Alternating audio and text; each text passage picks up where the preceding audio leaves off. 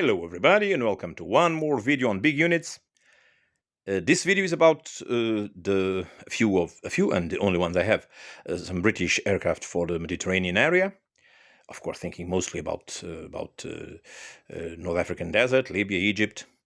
Also, there is a one for Malta, and the Regia Aeronautica, the Italian aircraft, which is in fact the majority of the aircraft that you can see here. There's also the company of an aircraft carrier, a scratch-built thing that can be used both for the British in the Mediterranean, mostly in the Mediterranean, and also by the Americans, as I'll show you a little bit later. Okay, so let's see first the British. There isn't I don't have much stuff. Most of my stuff is for. I mean, in fact, I don't have that many British aircraft. I have this group for the desert, the group I showed you for France 1940, and a bit more for the 1944 and 45 campaigns in Northwest Europe.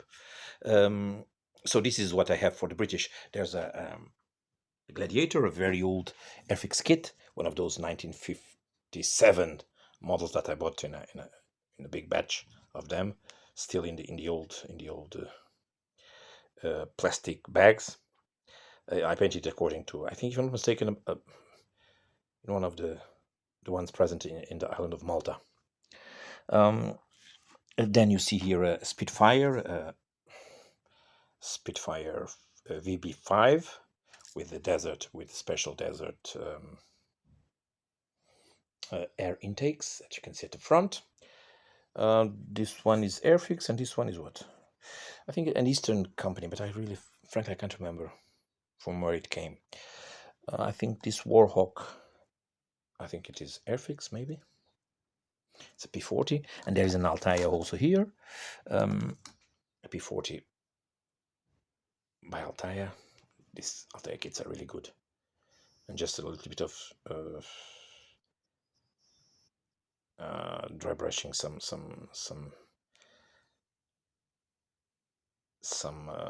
usage, and it becomes a very nice thing. In fact, I think this one was this one is completely repainted. Yeah, it was something else.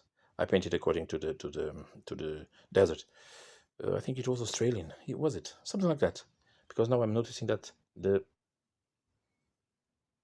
symbols are hand painted. Yeah. There's also a Douglas Boston, an A20. Thinking mostly about also Mediterranean, and these are the 5 aircraft I have for the British in this region. Many more, as you can see, for the Italians. So there is a Breda 65. This was a vacuum formed kit that I converted from a single seater to a 2-seater aircraft, so it became the fighter bomber with this rear MG operator, which becomes, of course, much nicer in the Breda 65. There are 2 CR32s. These are the CR32s or the 42s. Let me check on my paper, because I have. It is 32. Yeah. These are the Fiat CR 32 by Airfix. This is another one. Different camouflages, slightly different. This is the G50, also by Airfix. There is a Regia 2000, and here enters the brand that is very important for someone who likes Italian aircraft, which in fact, like the French, Italian aircraft have something special about them. This is a Regia 2000 by Supermodel, and then you have a group of the Folgore. It is the Folgore. Sorry, let me just check my paper again. Paper is here, extremely well written, as you can see. It is a Machi C202, and there are 3 Folgores. This one, I think, if I'm not mistaken, is a Supermodel plastic kit, and these 2 are Altair, die-cast Altair. Then there are 2 more die-cast Altair, and this is in fact what many say best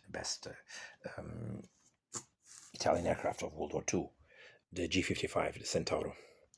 It is a very, very beautiful aircraft in the lines of the Folgore, but a little bit longer, apparently more armed, and even, as far as I could read, even a fighter that could handle very well the Mustang, the P-51D Mustang, which was one of the best fighters of World War II, an American aircraft, as everybody knows. So there are two of them. This one, if I'm not mistaken, because of the stand, I can recognize it. It's a Lupa model, and using eventually the same cast.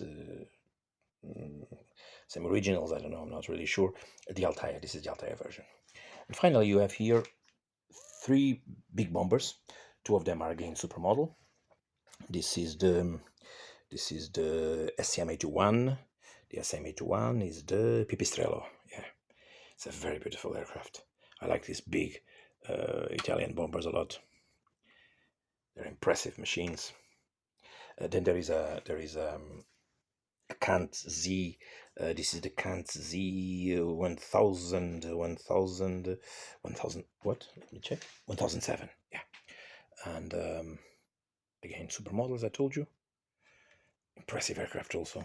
Extremely beautiful. I mean, if of course a war machine that was killing people can be called beautiful. I mean, better not speak too much about the issue. It can be too controversial. And there is an airfix, a much more common airfix. The Sparviero, the famous Savoia Marchetti SCM-75. This one is probably more known because of being airfix, obviously. Finally, for some aircraft, you have here a British, again, just the ones on top of the aircraft, on the aircraft carrier. There is a Blackburn Skua and of course a Swordfish. But this one is Lupa, and this one is Altair. They're both scratch built. A few words about first of all, before the aircraft carrier, the stands. So this is the stand of Altair. Then I place sometimes this kind of transparent plastic, and then I glue on top. Let me just, I have to do it with one hand. I don't have my sun bar slave that sometimes film these things for me. So there's a small hole that you can see here, and then I glue the whoops, let me show you. I glue the tip of the plastic black plastic part that holds the stand for the aircraft in Altair. I glue to the plastic and I make it a little bit taller like this. For instance, this is the Altair, which you can see here. Sometimes I place desert, others jungle, others Northwestern Europe vegetation.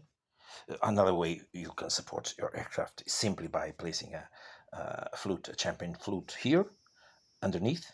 This is plastic, obviously. Then you can glue other champagne flutes upside down and glue it to a base of wood, like over there, over there, like over there. So there are plenty of ways for you to hold your aircraft.